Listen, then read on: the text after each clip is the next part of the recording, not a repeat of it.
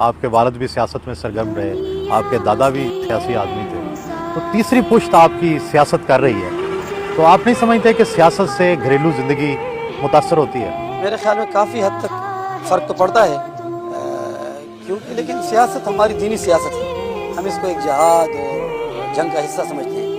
आपकी ख़वातीन घरों से निकल कर कैंपेन कर रही हैं?